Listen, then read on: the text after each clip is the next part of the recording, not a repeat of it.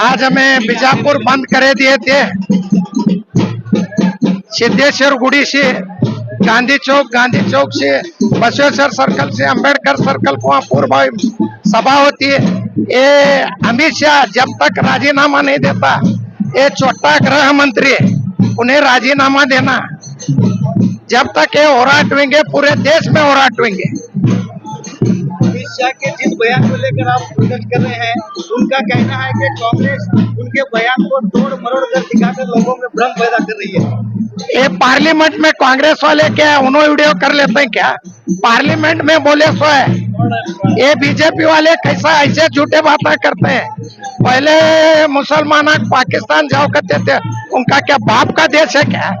ये देश हमारा है, हमें यहाँ से रहते हैं। ये चार जने बोलने वाले, ये ऐसा संविधान बदला तो कहने ऐसे अमित शाह सर के छोटे संविधान क्या उनका बाप आया तो भी बदलता नहीं। ये देश संविधान लिखे सो है कैसा, उसके मुताबिक देश चलेगा। ये विरोध मार्च कहाँ से कहाँ तक है? ये सिद्धेश्वर गुड़ी से आप गांधी चौक जाता है, गांधी चौक से अंबेडकर बसवेश्वर सर्कल, अंबेडकर सर्कल में हो जा पूर्व सभा होता है वहाँ, और सबके वास्ते खाना है, सब भी खाना भी खा जाना कर। चलता रहेगा, ये शाम तक है। आज बीजापुर पूरा बंद है और पूरे डिपार्टमेंट, पुलिस डिपार्टमेंट और ये बीदी बदी व्यापारी, पूरा तरकारी बाजार, किराना बाजार, APMC, सबका हमें बहुत तहे दिल से शुक्रिया अदा करते हैं। सब पे बंद कर को हम ना साथ दे, अमित शाह घर भेजे तक साथ दो। ಜೈ ಭೀಮ್ ನಮ ಬುದ್ಧಾಯ. ಇಲ್ಲಿ ಸಿದ್ದೇಶ್ವರ ಗುಡಿಯಿಂದ ನಾವು ಏನು ಬೃಹತ್ ರ್ಯಾಲಿಯನ್ನು ತೆಗೆದಿದ್ದೇವೆ. ಇದು ಒಟ್ಟು ಸಂಘಟನೆ ವತಿಯಿಂದ ಎಲ್ಲ ಏನ ಡಿಸ್ಟ್ರಿಕ್ಟ್ ತಾಲೂಕ ಬಿಜಾಪುರದಿಂದ ಏನ ಎಲ್ಲ ತಾಲೂಕದಾಗ ನಮ್ಮ ಸಂಘಟನೆಗಳದಾವು, ಸಂಘಟನೆದಿಂದ ನಾವು ಇದು ರ್ಯಾಲಿ ತೆಗೆದಿದ್ದೇವೆ. ಏನ್ ಅಮಿತ್ ಶಾ ಬಾಬಾ ಸಾಹೇಬ್ರು ಬಾಬಾ ಸಾಹೇಬ್ ಅಂಬೇಡ್ಕರ್ ಅಂತ ಹೇಳಿ ಏನ್ ನೀವು ನಾಟಕ ಮಾಡಾಕತ್ತೀರಿ, ಏನ್ ಶೋಕಿ ಮಾಡಾಕತ್ತೀರಿ, ಅದು ಎಲ್ಲ ಅದು ಹೇಳೋದೇ ದೇವ್ರ ನಾಮ ಸ್ಮರಣೆ ಮಾಡಿದ್ರ 7 ಜನ್ಮ ನಿಮಗ ಸ್ವರ್ಗ ಸಿಗ್ತದ ಅಂತ ಹೇಳತ್ತೆ ಏನ್ ಹೇಳಿದಾನ. ಅದ್ರ ವಿರೋಧ ನಾವು ಇದು ರ್ಯಾಲಿ ತೆಗೆದಿದ್ದೇವೆ, ಅದ್ರ ವಿರೋಧ ನಾವು ಪ್ರೊಟೆಸ್ಟ್ ಮಾಡಾಕತ್ತಿದ್ದೇವೆ. ಅವ ಅಮಿತ್ ಶಾ ಒಂದು ರಾಜೀನಾಮೆ ಕೊಟ್ಟು ತಲೆಗಿಳಿಬೇಕು, ಇಲ್ಲ ನಮ್ಮ ಬಾಬಾ ಸಾಹೇಬ್ರ ಕಾಲಿಗೆ ಬಿದ್ದು ಕ್ಷಮೆ ಕೇಳಿ ನಾಡಿನ ಸಮಿತಿಗೆ ಕ್ಷಮೆ ಕೇಳುತ್ತಾನ ಇದು ರ್ಯಾಲಿ ನಿರಂತರ ನಡೀತದ ಅಂತ ಹೇಳಿ ಈ ಮುಖಾಂತರ ನಾನು ಹೇಳಕ್ ಇಷ್ಟಪಡ್ತೀನಿ. ಬಿಜಾಪುರ MP ಅವರು ಜಿಗಜಿಣಗಿ ಸಾಹೇಬ್ರು ಏನ್ ಹೇಳಕತ್ತಾರ, ಕಾಂಗ್ರೆಸ್ ಅವ್ರು ತಿರುಚಿ ಮುರುಚಿ ಅದನ್ನ ತೋರಿಸ್ಲಾತಾರ. ಇರೋ ನಮ್ಮ ಅಮಿತ್ ಶಾ ಸಾಹೇಬ್ರ ಅಂದಿಲ್ಲ, ಅದೆಲ್ಲ ತಿರುಚಿ ಮುರುಚಿ ತೋರಿಸ್ತಾರ ಅಂತ ಹೇಳಿ ಏನ್ ಅವ್ರು ಹೇಳಿಕೆ ಕೊಡಾಕತ್ತಾರ. ನಾವೊಂದ್ ಮಾತು ಹೇಳ್ತೀನಿ, MP ಅವ್ರಿಗೆ ತಿರುಚಿ ಮುರುಚಿ ಹಾಕಿದ್ ಒಂದು ವಿಡಿಯೋ, ಅವ ಅಮಿತ್ ಶಾ ಅಂದಿದ್ ಒಂದು ವಿಡಿಯೋ, ಎರಡು ವಿಡಿಯೋ ನಮ್ಮ ನಾಡಿನ ಜನತೆಗೆ ತೋರಿಸ್ರಿ. ನೀವು ಕರೆಕ್ಟ್ ಇದೀರಿ ಅಂತ ಹೇಳಿ, ಬಿಜೆಪಿ ಅವ್ರು ಕರೆಕ್ಟ್ ಇದೀರಿ ಅಂತ ನಮಗ್ ತೋರಿಸ್ಕೊಡ್ರಿ, ಅವಾಗ ನಮ್ಗೆ ಗೊತ್ತಾಗ್ತದ. ಇದು ಸುಳ್ಳ ಕಥೆ ಹೇಳೋದು ಬಿಡ್ರಿ. MP ಸಾಹೇಬ್ರೆ ಅವ್ರಿಗೆ ಬೆಂಬಲ ಕೊಡೋದು ಬಿಡ್ರಿ. ನೀವು ಯಾರಿಂದ MP ಆಗಿರಿ, ಯಾರಿಂದ ಆ ಜಾಗಕ್ಕೆ ಹೋಗಿರಿ ಅನ್ನೋದು ಒಂದ್ ಸ್ವಲ್ಪ ಖಬರ್ ಇರ್ಲಿ, ನಿಮ್ಗೊಂದ್ ಸ್ವಲ್ಪ ಅರಿವು ಇರ್ಲಿ. ನೀವು ಏನ ಈಗ ಸುಳ್ಳು ಹೇಳಿಕೆ ಕೊಡ್ಲಾತೀರಿ, ನಮ್ಮ ಅಮಿತ್ ಶಾ ಅಂದಿಲ್ಲ ಅಂತ ಹೇಳಿ ನೀವು ಎದಿ ಮುಟ್ಕೊಂಡು ಹೇಳ್ರಿ. ನೀವು ನಿಮ್ಮ ಅಪ್ಪಗೆ ನೀವು ಹುಟ್ಟಿದ್ರಿ ಅಂದ್ರ ಇದು ಕರೆಕ್ಟ್ ಉತ್ತರ ಬರ್ಬೇಕಂತ ಹೇಳಿ ಈ ಮೂಲಕ ನಿಮ್ಗೆ ಚಾಲೆಂಜ್ ಮಾಡ್ತಾ ಇದೀನಿ. ನಾವು ನಮ್ ಬೇಡಿಕೆ ಅವ ರಾಜೀನಾಮೆ ಕೊಟ್ಟು ತಳಗಿಳಿಬೇಕು, ಇರ್ಲಿಲ್ಲ ಅಂದ್ರೆ ನಮ್ಮ ಬಾಬಾ ಸಾಹೇಬ್ರ ಕಾಲಿಗೆ ಬಿದ್ದು ಕ್ಷಮೆ ಕೇಳಬೇಕು, ನಾಡಿನ ಜನತೆಗೆ ಕ್ಷಮೆ ಕೇಳಬೇಕು. ಅಲ್ಲಿವರೆಗೆ ಈ ಹೋರಾಟ ನಿರಂತರ ನಡೆಯಿದೆ. ನನ್ನ ಹೆಸರು ನಿರ್ಮಲಾ ಹೊಸ್ಮನಿ ಅಂತ ಹೇಳಿ SC/ST ದೌರ್ಜನ್ಯ ಕಮಿಟಿ ಸದಸ್ಯರಾಗಿದೆ.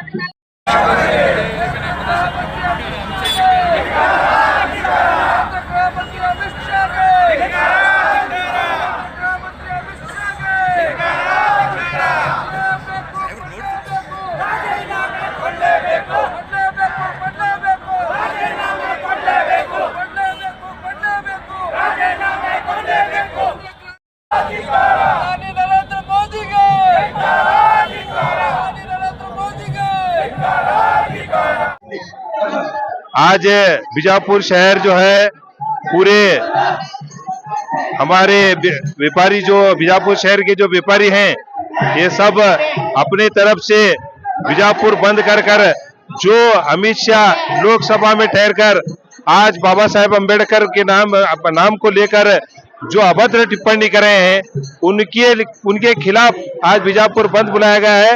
और पूरे जो बीजापुर के शहर लोग हैं ये पूरे अम्बेडकरवादी हैं, सब अपने मर्जी से पूरे दुकान वगैरह बंद करके इस स्ट्राइक में साथ दे रहे हैं।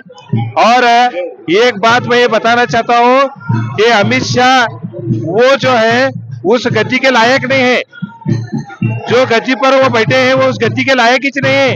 उन्होंने जो अमित शाह जो है अम्बेडकर के बनाए हुए संविधान को लेकर आज एक गृह मंत्री बने हुए हैं, तो इनको ये चाहिए कि संविधान के हिसाब से लोकसभा में बाबा साहेब अम्बेडकर के नाम से जो मैं गलत बात बोला हूँ मैं इसकी माफी मांगता हूँ करके पूरे देश को जब तक माफी नहीं मांगेंगे ये आंदोलन ऐसा ही चलता रहेगा। मैनुद्दीन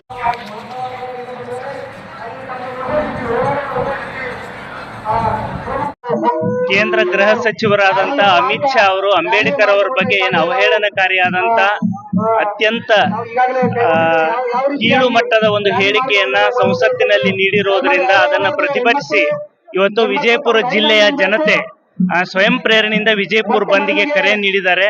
ಇದೊಂದು ನನ್ನ ಪ್ರಕಾರ ಪಕ್ಷಾತೀತವಾದಂತ ಹೋರಾಟ.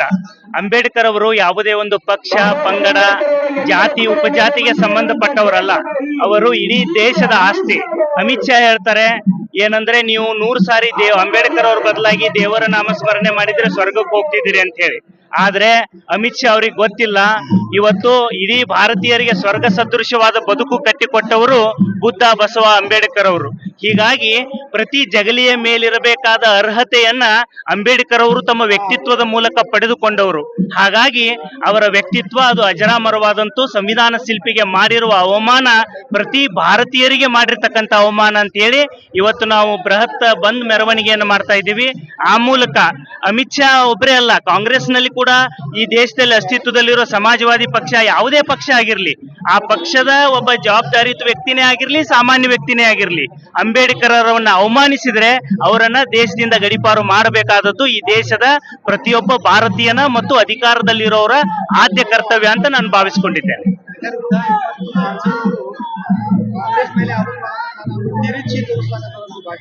ಅಲ್ಲ, ಅದೆಲ್ಲ ನೋಡಿ ಮತಿಭ್ರಮಣೆಗೊಳಗಾದವರಂತೆ ಹೇಳಿಕೆಗಳನ್ನು ಕೊಡಬಾರದು. ಒಂದು ಹಿರಿಯರು ಒಂದು ಮಾತು ಹೇಳ್ತಾರೆ, ನಮ್ಮ ನಾಲಿಗೆಯಿಂದ ಹೊರಬರೋಕ್ಕಿಂತ ಮುಂಚೆ ಆ ಪದಕ್ಕೆ ನಾವು ಮಾಲೀಕರು. ಒಂದ್ಸಾರಿ ನಮ್ಮ ನಾಲಿಗೆಯಿಂದ ಆ ಪದ ಉದಿರಿ ಹೋದ್ಮೇಲೆ ಆ ಪದ ನಮ್ಮನ್ನು ಆಳ್ತದೆ. ಇವತ್ತು ಅಮಿತ್ ಶಾ ಬಾಯಿಂದ ಉದಿರಿರುವ ಅವರ ಅಂತರಾಳದಲ್ಲಿರುವ ಭಾವನೆ ಇವತ್ತು ಅವರ ಮನಸ್ಥಿತಿಯನ್ನ ಪ್ರತಿಬಿಂಬಿಸ್ತದೆ. ಹೀಗಾಗಿ ಅವ್ರ ಮೇಲೆ ಕ್ರಮ ಆಗ್ಬೇಕು ಅನ್ನೋದು ಸಮಸ್ತ ಭಾರತೀಯರ ಆಶಯ. ಧನ್ಯವಾದ.